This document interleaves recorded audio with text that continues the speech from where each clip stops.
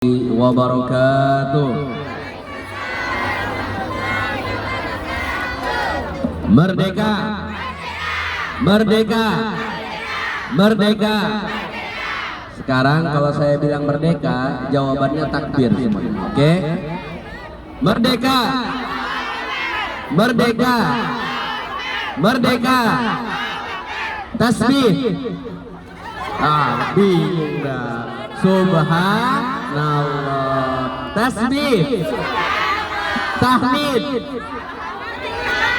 Takbir. Merdeka. Masya Allah, kompak semuanya. Alhamdulillah. Alhamdulillah, alhamdulillahilladzi hadana li hadza wa ma kunna linahtadiya laula an hadanallah. Asyhadu an la ilaha illallah wa asyhadu anna Muhammadan abduhu wa rasuluh. Allahumma shalli ala sayyidina Muhammadin wa ala ali sayyidina Muhammad kama shallaita ala sayyidina Ibrahim wa ala ali sayyidina Ibrahim wa barik ala sayyidina Muhammad wa ala ali sayyidina Muhammad fil alamin innaka Hamidum Majid. Rabbi shrah lana sudurana wa yassir lana umurana wahlul 'uqdatam min alsinatina yafqahu aqwalana. Allahumma anfa'na bima 'allamtana wa 'allimna ma yanfa'una warzuqna 'uluman tanfa'una fid dini wad dunya wal akhirah. Amin ya rabbal alamin.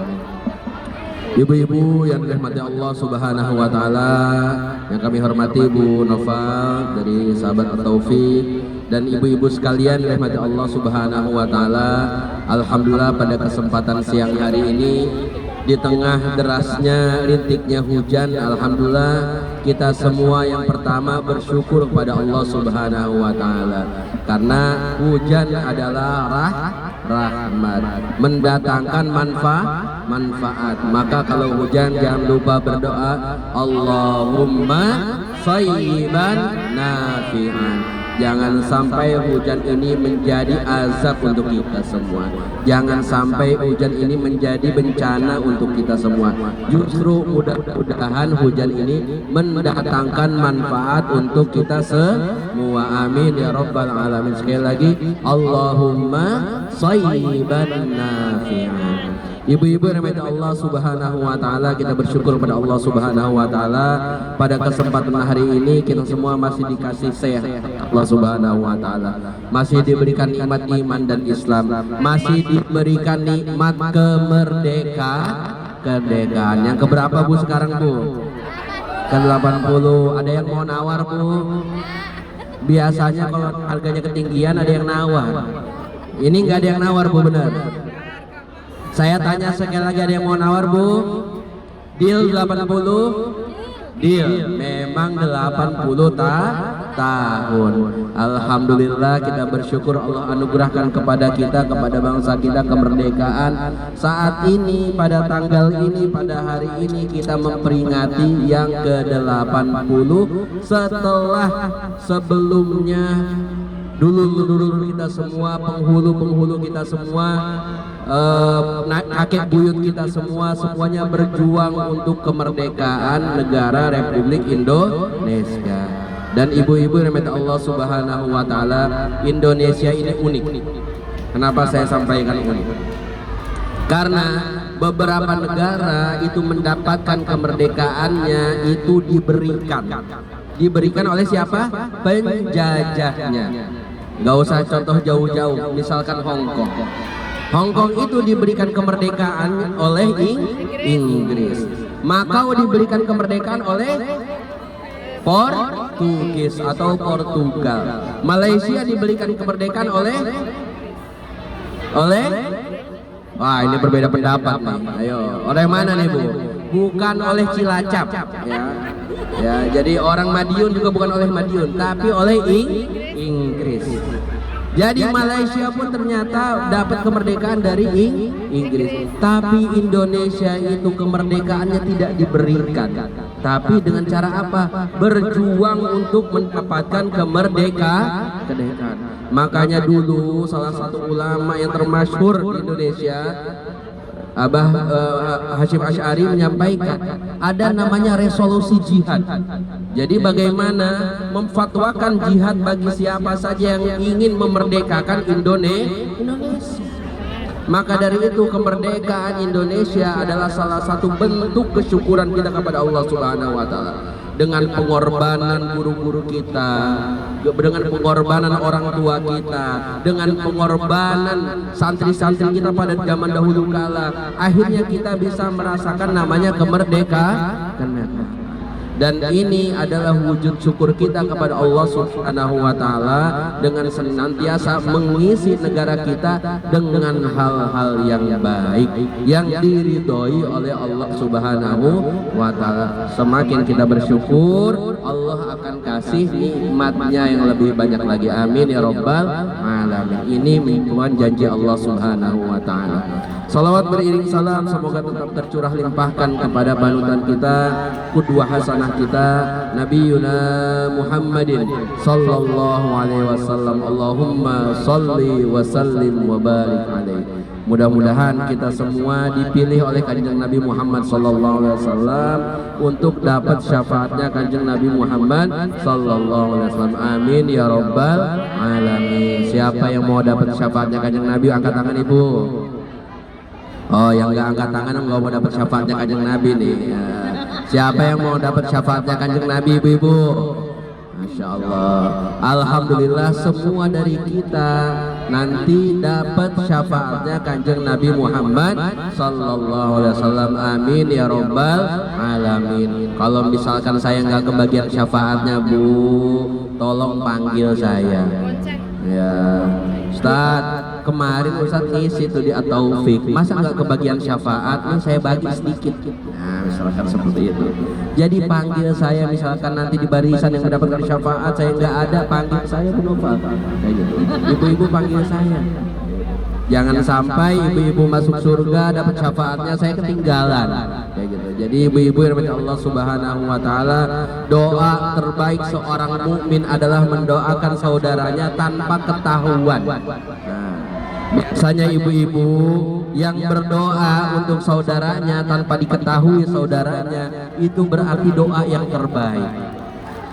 Jadi misalkan malam-malam lagi tahajud, di absen semua anggota majelis di sini. Dari huruf A sampai huruf Z di absen. A yang namanya A siapa? Aisyah. Yang namanya B siapa? Nama perempuan B apa ya, Bu? Badriyah. Namanya C Cici. Namanya D apa? Dahlia Dina. Namanya E yang susah namanya X, Bu. Namanya X ada nggak, Bu? Kayaknya orang Indonesia susah yang namanya X, ya kan?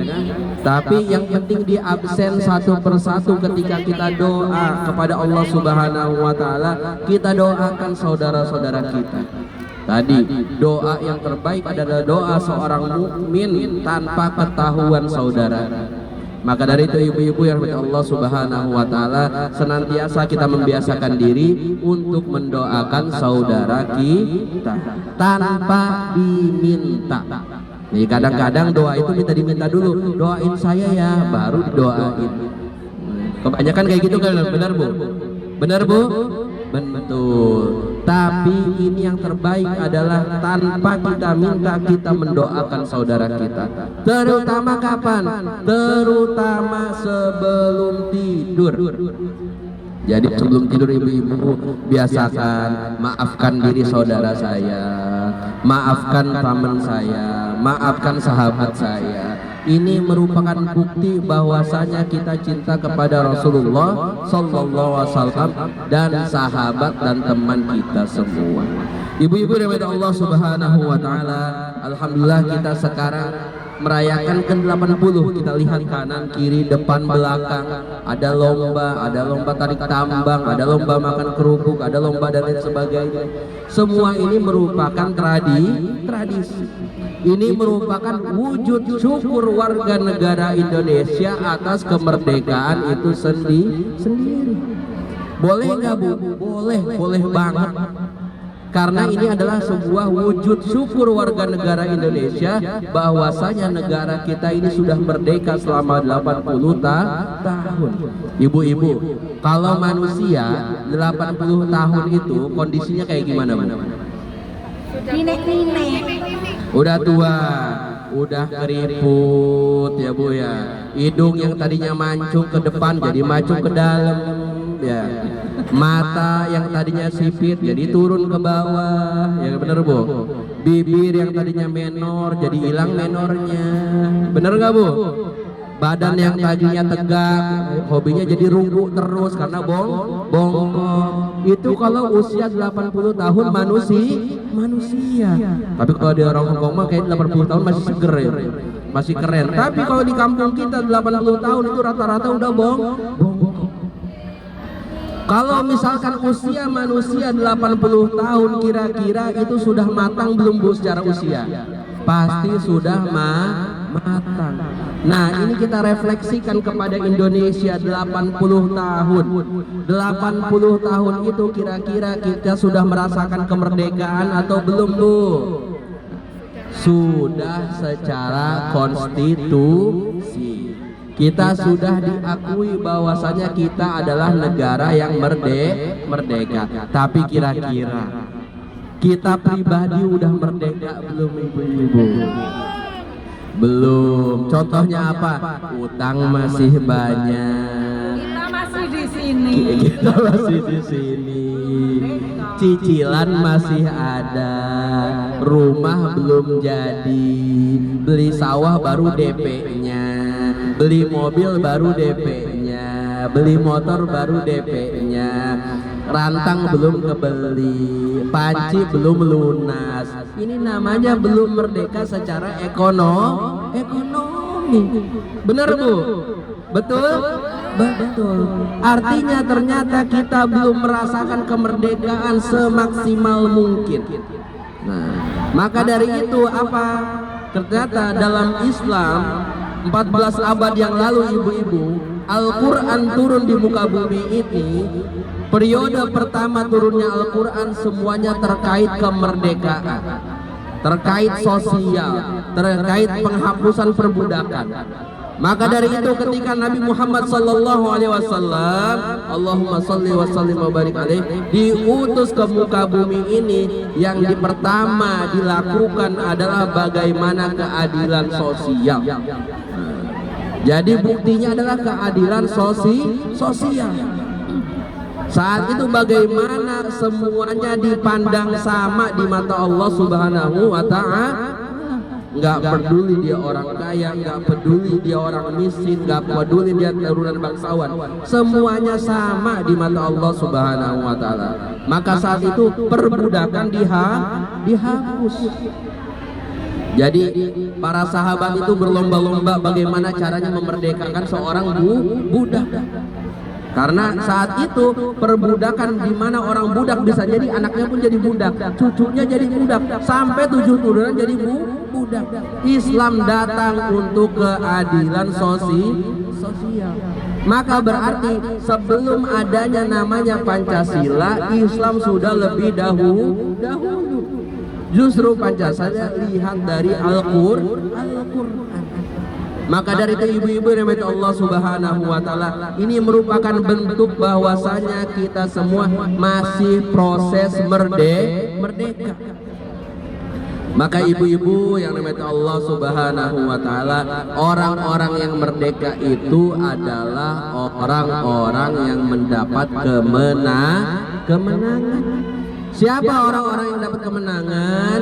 Alladzina amanu wa hajaru wa jahadu fi sabilillah. Nah, jadi yang pertama, orang yang senantiasa dapat kemenangan, mau dapat kemerdekaan, pertamanya adalah orang yang beriman. Nah, ini kuncinya. Berarti kalau kita pengen merdeka, nomor satunya kudu beriman, harus beriman. Iman itu pangkalnya apa? Pangkalnya lah beriman kepada Allah Subhanahu wa Ta'ala. sekali-kali boleh mempersekutukan Allah, nggak boleh berbuat syirik. Nah, kalau masih berbuat syirik artinya belum merdeka. Tapi fenomena Bu di Indonesia, mohon maaf kita sampaikan, ada mohon maaf yang percaya bintang-bintang. Ya, kamu bintangnya apa? Virgo. Kamu bintangnya apa? Libra. Virga sama Libra nggak cocok. Bener Bu, masih nemuin kayak gitu? Masih nemuin? Iya. Kamu bintangnya apa? Pisces. Pisces itu adalah ikan. Kamu bintangnya apa? Capricorn. Apa Capricorn?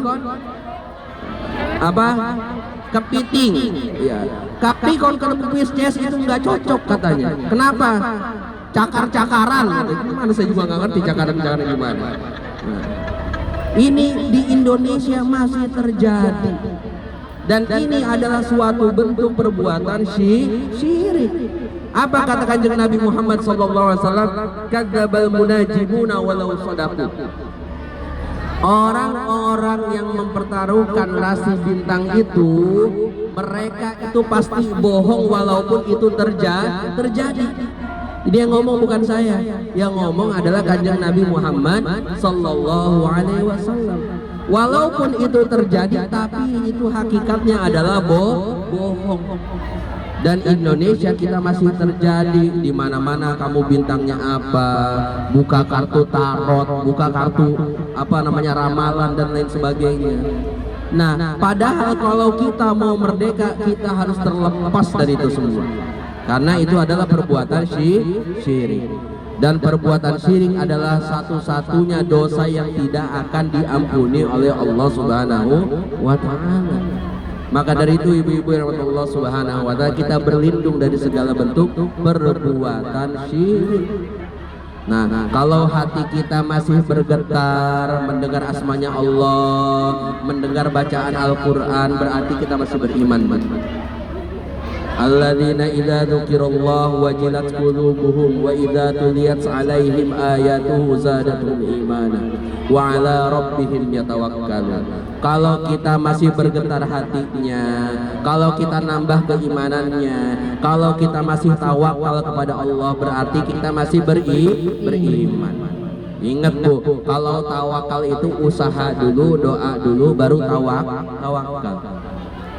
Jangan sampai kita enggak usaha, kita enggak doa, tapi kita langsung tawakal, itu salah.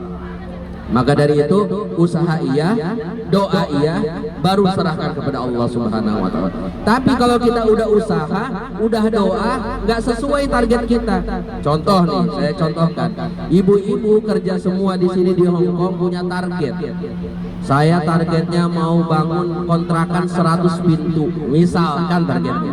Amin. Gak ada yang amin nih Bu. Oh, ayo beribu satu. Amin ya robbal alamin. Targetnya bangun kontrakan 100 pintu, beneran kontrakan, bukan cuma pintunya doang. Ya. Kalau pintunya doang jadi mebel gitu ya. Pengen target punya kontrakan 100 pintu. Udah usaha di sini. Kerja sudah 20 tahun, udah dapat long service 5 kali di sini. Amin. Amin ya. Udah dapat long service 5 kali. Kayak gitu. Kerja udah di sini, doa setiap malam, tapi nggak kesampaian. Berarti itu bukan urusan kita lagi, urusan Allah Subhanahu wa Ta'ala. Jangan kita pusing mikirin itu, serahin kepada Allah Subhanahu wa Ta'ala. Maka kata Imam Ibnu Athaillah apa? Arih nafsaka minat tadbir. Istirahatkan diri kalian dari segala sesuatu yang sudah diurus oleh Allah Subhanahu wa Ta'ala. Jadi usaha sudah, doa sudah, tawakal. Serahin semuanya kepada Allah Subhanahu wa Ta'ala. Itulah konsep yang benar dalam kita beriman kepada Allah Subhanahu wa Ta'ala. Ibu-ibu yang dimuliakan Allah Subhanahu wa Ta'ala. Jadi kuncinya tadi merdeka adalah beriman. Yang kedua adalah alladzina amanu wa hajaru, orang yang berhijrah. Nah, ibu-ibu ini semua berhijrah nih. ya kan? Dari Indonesia ke Hong Kong semuanya berhijrah. Kalau orang berhijrah itu pasti tujuannya mau dapat yang lebih baik. Nggak mungkin nggak dapat yang lebih baik. Karena bohong Bu, ibu-ibu misalkan di Indonesia gajinya pendapatannya sebulan 1 juta, pindah ke Hong Kong penghasilannya sebulan 1 juta, milih mana Bu? Indonesia. Milih Indonesia. Kenapa ibu-ibu milih ke sini? Karena 1 jutanya dikali 10. Berarti ibu-ibu sudah hijrah dari yang tadinya kurang baik jadi lebih baik, yang tadinya sedikit menjadi lebih banyak. Itu adalah hijrah yang sesungguhnya. Maka ibu-ibu rahmati Allah Subhanahu wa taala, berarti kita ini udah termasuk dari golongan itu yang wahajaru. Jangan sampai, makanya mohon maaf, di Indonesia rajin ngaji pindah ke Hong Kong, akhirnya ngajinya hilang. Di Indonesia rajin sholat sampai Hong Kong, sholatnya setahun 2 kali. Di Indonesia setiap hari bisa sedekah, sampai Hong Kong lupa sedekah. Karena hakikatnya adalah ketika kita pindah pada kebaikan, itu adalah hijrah. Kalau ibu-ibu di rumah sana di kampungnya semua setiap hari sedekah, minimal sedekah bubur ke tetangganya. Kalau tradisi di kampung saya dulu gini Bu, saya disuruh bawa kolak pisang sama ibu saya. Jar, anterin kolak pisang tuh ke tetangga. Saya anterin kolak pisang. Pulang-pulang saya dikasih pisang satu tandan. Bener Bu? Masih terjadi nggak Bu di kampungnya masing-masing? Masih nggak? Masih. Nah, ketika kita berbuat baik setiap hari di kampung kita seperti itu, jangan sampai di Hong Kong kita tidak bisa berbuat seperti itu. Minimal seminggu sekali. Oh, ada ini. Mohon izin ya ibu-ibu kalau agak berisik, mohon maaf. Oke, baik, itu adalah kita hijrah dari sesuatu yang tadinya kurang baik menjadi yang lebih baik. Maka kunci kedua orang merdeka adalah hijrah. Nah, tadi pertama apa? Beriman. Yang kedua hijrah. Alladzina amanu wahajaru wajahadu. Orang yang berjihad. Nah, ingat Bu, jihad itu bukan berarti kita tiba-tiba Bu Noval nugasin semua yang ada di sini, ayo berangkat ke Palestina. Enggak kayak gitu Bu. Ya kan? Jangan sampai Palestina, naik pesawat aja ke situ, tiba-tiba dibom udah selesai urusannya. Kayak gitu. Tapi jihad itu adalah bagaimana kita memperjuangkan segala sesuatu kebaikan untuk diri kita dan keluarga kita. Maka dulu saya mau cerita nih Bu. Dulu boleh cerita nih ya Bu? Boleh. Oke. Dulu Rasulullah itu lagi jalan dengan para sahabatnya. Di tengah jalan ketemu laki-laki ganteng, kekar, pinter dan lain sebagainya. Nah, tengah jalan akhirnya para sahabat protes kepada Rasulullah SAW. Wahai Rasulullah, seandainya itu anak muda ikut jihad bersama kita, katanya. Seandainya itu pemuda hijrah bersama kita, jihad bersama kita, pasti dia kalau mati masuk surga. Matinya mati syahid. Apa kata Rasulullah SAW? Dia pun sedang berjihad di jalan Allah Subhanahu wa taala. Karena apa? Ternyata dia punya orang tua yang sudah tua renta yang harus dinafkahi untuk dirinya. Artinya ketika ibu-ibu berjihad untuk ekonomi keluarga, perbaikan keluarga, ini adalah jihad di jalan Allah Subhanahu wa taala. Tapi ingat, jihad itu ada dua, bi amwalihim wa anfusihim, dengan harta dan dengan jiwa. Jadi nggak cuma harta aja, jiwa kita juga harus berjihad. Contohnya jihad dengan harta apa Bu? Sedekah, bayar zakat, bayar wakaf. Tetangga kita butuh bantuan semen untuk bangun musola, kita ngasih semen. Tetangga kita pengen bangun madrasah, kita ngasih semen. Tetangga kita pengen bantu bangun masjid, kita bantu beli gentengnya. Seperti itu. Itu wakaf. Itu jihad dengan apa? Dengan harta. Ada juga jihad dengan perbuatan dengan jiwa kita, yaitu apa? Kita sungguh-sungguh mencari penghidupan di sini untuk keluarga kita. Itu dah adalah jiwa kita yang sedang berjihad di jalan Allah Subhanahu wa taala. Mudah-mudahan Allah wafatkan kita dalam keadaan syahid. Amin ya rabbal alamin. Kalau ibu-ibu Bu, syahidnya pilihannya banyak dibandingkan bapak-bapak. Jadi kalau misalkan saya boleh iri, saya iri-iri jadi ibu-ibu. Ibu-ibu mohon maaf, misalkan lagi lahiran akhirnya wafat, itu matinya mati syahid. Lagi kemudian mati misalkan dalam keadaan sakit perut, itu mati syahid. Jangan sengaja tapi makan seblak yang banyak, sakit perut terus mati. Nah, ini mati konyol namanya. Ya kan? Ibu-ibu ketimpa reruntuhan misalkan di rumahnya, naudzubillah, jangan dulu deh, ketimpa reruntuhan terus wafat, ketimpa reruntuhan mati syahid. Ibu-ibu tenggelam di air akhirnya mati syahid. Jangan sengaja loncat habis ini diselautin, jangan. Nah, jadi ibu-ibu rahmat Allah Subhanahu wa taala, mati syahid ternyata tidak hanya kita berperang di jalan Allah. Seperti itu pun untuk udah mati syahid, maka kita berminta pada Allah Subhanahu wa taala, Allahumma khtim lana bi husnil khatimah. Ya Allah, wafatkanlah kami dalam keadaan husnul khatimah. Amin ya rabbal alamin. Ibu-ibu yang dirahmati Allah Subhanahu wa taala, tadi kuncinya alladzina amanu wa hajaru wa jahadu fi sabilillah bi amwalihim wa anfusihim a'zamu darajatin indallah. Mereka adalah orang-orang yang punya derajat lebih tinggi di sisi Allah Subhanahu wa taala. Jadi kalau tiga hal ini sudah dilakukan, berarti derajatnya ditinggikan oleh Allah Subhanahu wa taala. Dan di ayat terakhir disebutkan ulaika humul faizun. Merekalah orang-orang yang mendapatkan kemenangan. Maka kalau kita pengen merdeka, kuncinya adalah tadi. Kita sekarang merasakan merdeka, tapi belum tentu secara pribadi kita udah merdeka. Baru negaranya saja merdeka, tapi kita masing-masing belum tentu sudah merdeka. Maka kita berharap meminta kepada Allah Subhanahu wa taala, mudah-mudahan merdeka secara lahiriah maupun secara batiniah. Amin ya rabbal alamin. Ibu-ibu yang dirahmati Allah Subhanahu wa taala, dalam Al-Qur'an ada surah namanya An-Nasr. Ada yang hafal Bu surah An-Nasr? Yang hafal angkat tangan Bu, An-Nasr. Hah?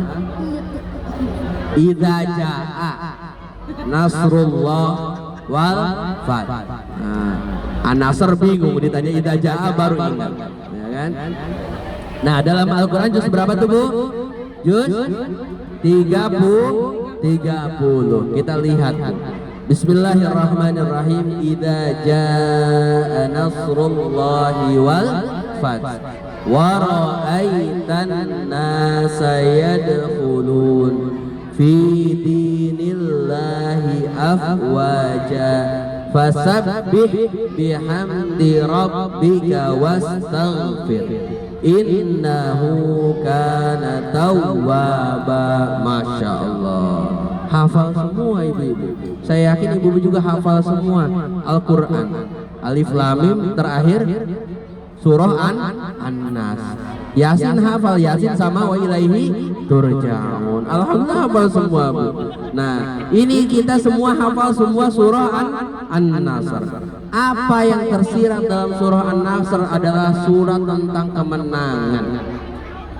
Kemenangan dari Allah Subhanahu wa taala. Tapi saya nggak mau mengupas semua ayatnya. Saya mau mengupas ayat terakhirnya. Orang menang, orang merdeka itu kuncinya di surat ayat terakhirnya. Fasabbih bihamdi rabbika wastaghfir. Nah, jadi ayat sebelum terakhir disebutkan bahwasanya orang yang merdeka, orang yang menang itu senantiasa bisa tasbih. Tasbih dengan apa? Bihamdi rabbika, dengan kemuliaan nama Allah Subhanahu wa taala. Saya yakin ibu-ibu di sini rutinannya salah satunya adalah apa? Pembacaan Asmaul Husna. Benar nggak Bu? Karena saya pernah datang waktu itu pas di pinggir laut lagi baca Asmaul Husna. Berarti ada lagi rutinan yang baik. Kita tasbih dengan nama-namanya Allah Subhanahu wa taala. Jadi orang menang itu senantiasa tasbih dengan nama-nama Allah Subhanahu wa taala. Fasabbih bihamdi rabbika wastaghfir. Jangan lupa setelah tasbih banyak istighfar. Banyak minta ampun kepada Allah Subhanahu wa taala. Jangan sampai kita tasbih tapi lupa minta ampun kepada Allah Subhanahu wa taala. Karena apa Bu?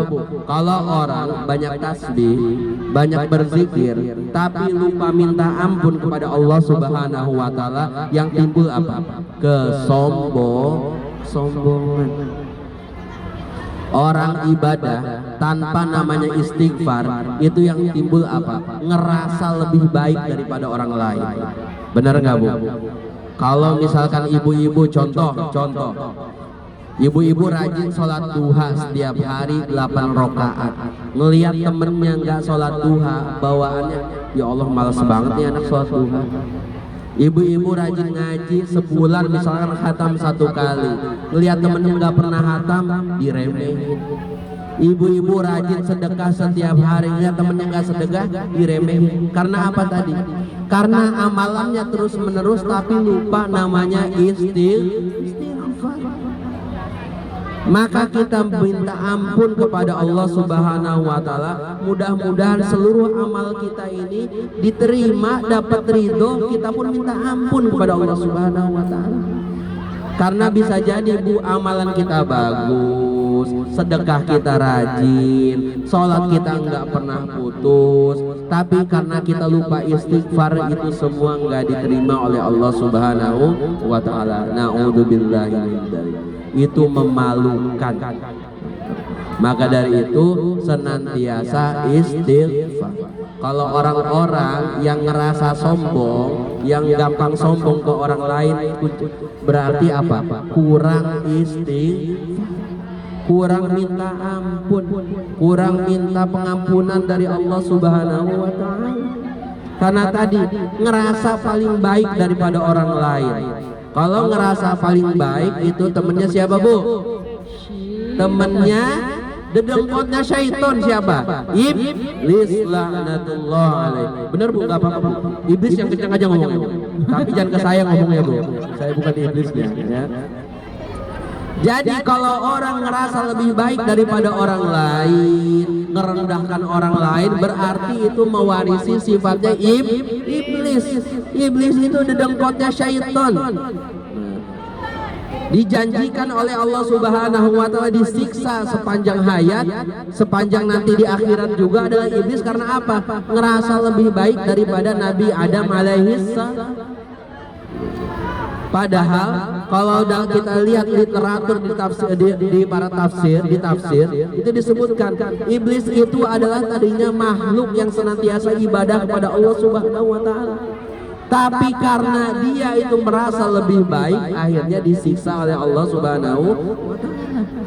Maka kalau misalkan ngerasa lebih baik, berarti tadi mewarisi sifat iblis. Naudzubillah, naudzubillah. Insya Allah di sini nggak ada Bu yang mewarisi sifat iblis, karena semuanya saling menasehati satu sama lain. Jadi ibu-ibu rahmat Allah Subhanahu wa taala, itu adalah makna kemerdekaan yang sesungguhnya.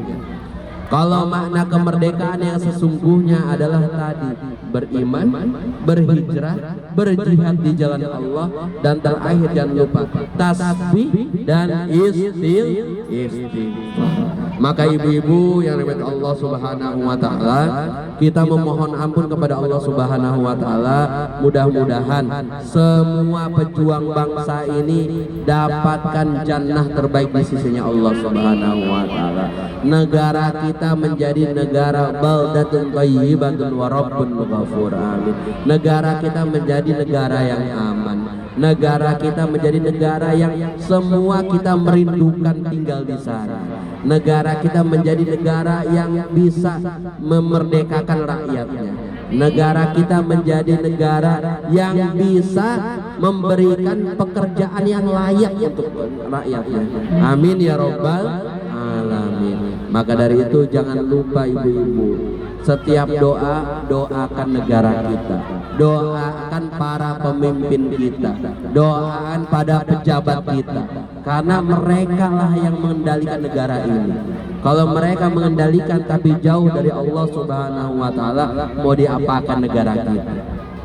Ingat Bu, Pancasila pertama apa Bu? Ketuhanan yang Maha Esa. Ketuhanan yang Maha Esa. Pancasila itu adalah dasar negara. Berarti kalau misalkan tidak Tuhan yang Maha Esa, artinya apa? Berarti tidak mewujudkan namanya Pancasila. Maka negara kita mudah-mudahan terbebas dari perbuatan syirik. Yang tadi Bu, misalkan apa namanya, Virgo dan lain sebagainya, itu mudah-mudahan nggak ada lagi tuh di TV-TV kita. Nggak ada lagi tuh tayangan-tayangan kita seperti itu di media sosial kita. Karena apa itu? Itu yakin perbuatan syirik kepada Allah Subhanahu wa taala. Termasuk jimat-jimat, apa tuh? Wafak-wafak dan lain sebagainya. Nah, itu dibuang aja Bu. Walaupun mohon maaf itu misalkan diberikan, saya diberikan sama kiai, dibuang Bu. Kenapa? Karena itu tadi kita bukan menghamba kepada Allah Subhanahu wa taala. Kalau dapat yang begitu-begitu dibuang saja. Jangan takut, jangan khawatir. Seperti itu. Kalau misalkan takut menghancurkannya dan sebagainya, datang, nggak apa-apa. Datang ke kantor Dompet Duafa, insya Allah kami bantu. Seperti itu. Karena itulah kita tidak sadar kadang perbuatan syirik yang kita lakukan. Seperti naudzubillah tsumma naudzubillah. Saya ingat, saya mau cerita lagi. Beberapa tahun lalu, pertama saya kesini tahun 2023, itu ada yang mengantarkan saya lebih dari 20. Ada yang bentuknya batu, ada yang bentuknya tulisan dan lain sebagainya. Mereka bilangnya apa? Saya takut kalau misalkan saya hancurkan, saya kena apa-apa. Gak usah takut Bu, saya bilang. Ayo kita bakar sama-sama. Akhirnya saya bilang dibakar sama-sama. Seperti itu, dihancurkan sama-sama. Nah, karena ini apa? Perbuatan syirik. Maka ibu-ibu yang dirahmati Allah Subhanahu wa taala, jangan khawatir seperti itu kalau kita mau merdeka di mata Allah Subhanahu wa taala. Karena kita semua tentunya akan kembali kepada Allah Subhanahu wa taala dengan amalan kita, dengan perbuatan kita, dengan tanggung jawab kita sebagai khalifah di muka bumi. Enggak ada kita kembali ke Allah Subhanahu wa taala dengan amalan orang lain. Semuanya amalan kita pribadi yang harus kita pertanggungjawabkan. Dan ini adalah konsep kemerdekaan dalam Islam. Maka kita sama-sama merenung, mudah-mudahan kita semua merdeka secara lahiriah maupun batinnya. Amin ya robbal alamin. Billahi taufiq wal hidayah war ridha wal inayah. Kurang lebihnya mohon maaf. Misalkan setelah ini ada tanya jawab, dipersilahkan. Wassalamualaikum warahmatullahi wabarakatuh.